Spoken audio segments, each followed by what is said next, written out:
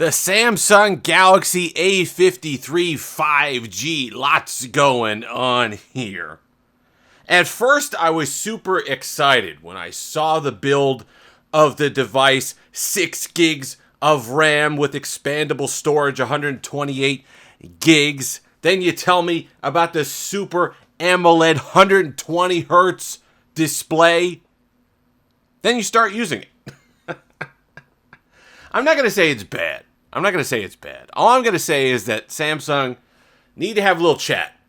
It's time to say goodbye to Exynos, because this should have been an absolute mic drop, walk-off grand slam, really questioning why you'd even get the S22 series, especially the lower end one, the first entry model of the S22, because it should be, on paper, that good.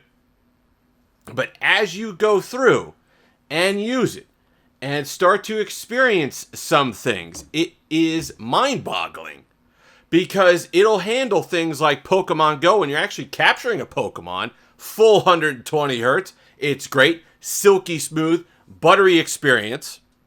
But then things like closing Twitter, closing Instagram, going through your Pokemon just as you're sorting them, things that you'd think would be the easy part of the experience, it bottlenecks. Like legit old school bottlenecks, like it's running a Pentium 2. Not even with MMX technology. So it gets confusing. And maybe that's why when we talk about the price point, so let's talk about that real quick. Link will be in the description for this on Amazon. $360 on Amazon, but be careful. That's the international version. It doesn't have a warranty. The cool part about that is, though, you get different colors.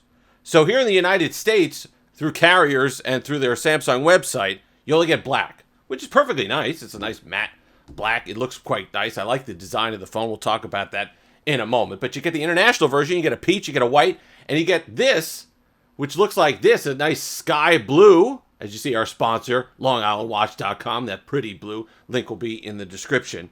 So you get different colors, which is quite nice, and it's kind of annoying that Samsung wouldn't bring those to the United States. But if you're getting this through T-Mobile and you're setting up a new line, $99. Now, at $99, I don't care what this does. This is certainly a run, don't walk. Go ahead, pick it up. You're going to be perfectly happy. And while I might seem a little negative on this device, there is a lot to like here. The 2-week review, or whatever the next one I do, will be slightly more even-handed. It's just that I'm frustrated because I see the incredible potential of a device like this to absolutely be a category crusher, and to have it be nerfed by the Exynos annoys me. To go through and have random lag because it can't close Twitter is weird. And it won't be all the time when it's cached up and it's running smoothly and everything's fine, and it'll be the weirdest bottlenecks at the weirdest times. And it just absolutely aggravates me. But let's talk about it.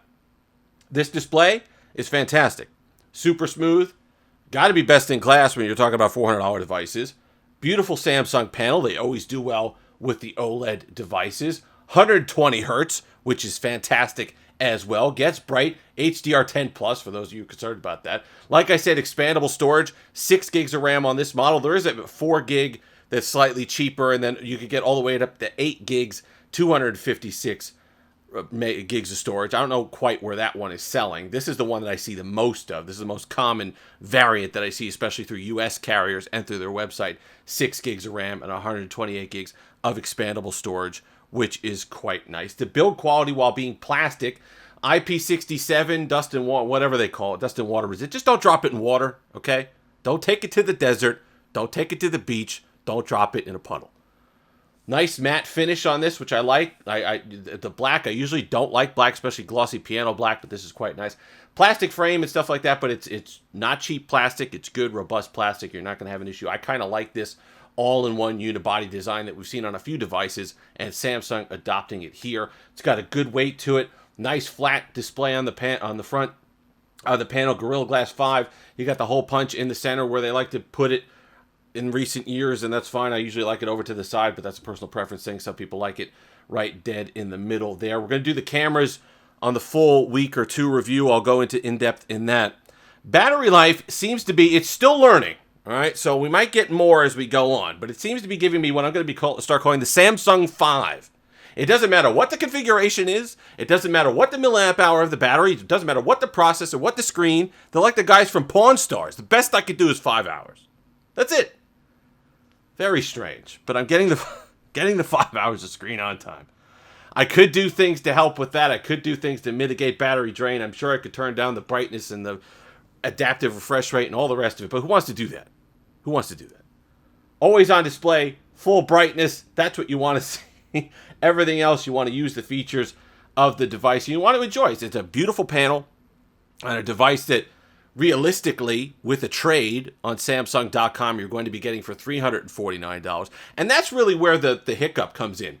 If you're getting this for $349, my complaints are less, even with the Exynos. It's annoying because it's random. It's not like when you're doing high load task things that you think would typically bottleneck a lower end processor or a mid-tier processor. It's random, simple tasks that you've just done some high-end complex stuff like running Pokemon Go at 120 hertz perfectly smooth, and then you literally are just scrolling Instagram or trying to close Instagram. It's like, you know what? No.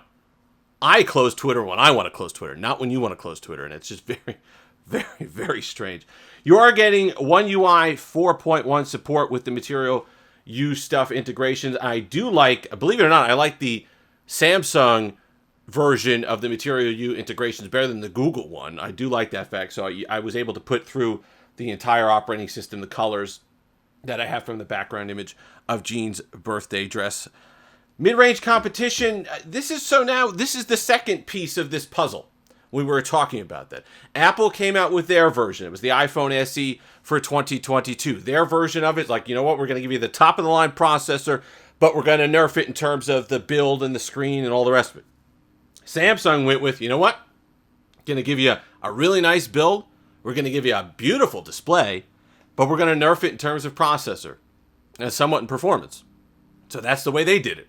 Now, I'll be interested to see what Google does with the Pixel 6a, how they go ahead and make it competitive in this price range without really eating into their higher tier flagship stuff. Because like I said, if this had something, I don't even know if the Snapdragon 695 can handle pushing 120 hertz display, but if it could, the 695, a 7 series Snapdragon processor, this would seriously make you question why you'd spend the extra money on an S22, and I can't help but believe that's intentional, why they didn't do that, because they didn't want to cannibalize the sales of the more expensive phones.